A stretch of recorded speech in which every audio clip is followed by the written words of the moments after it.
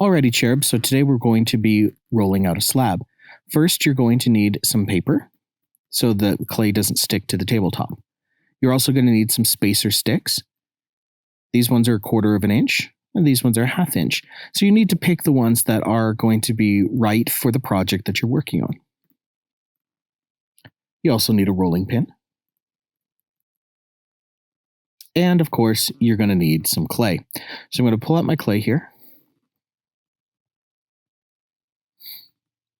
Set it down on my paper. And now I'm going to squish it just a little bit flatter. If it's too thick immediately, you want to squish it down just a little bit so it goes a little bit nicer and faster for you.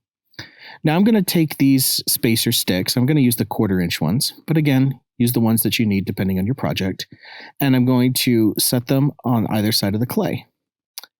I'm going to have my rolling pin. It's no good if the rolling pin isn't touching both sticks. The rolling pin has to be touching both sticks.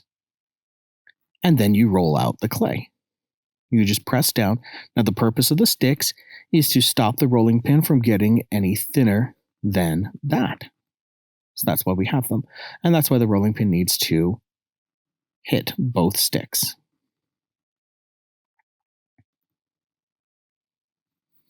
So we're just going to roll, and we're going to keep rolling until there's no more high spots.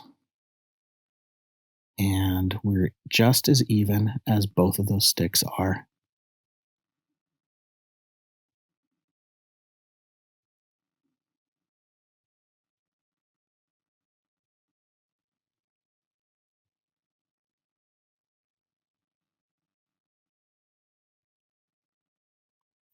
Now what I want to do is compress and smooth out the slab. And you want to do this every time you roll out a slab.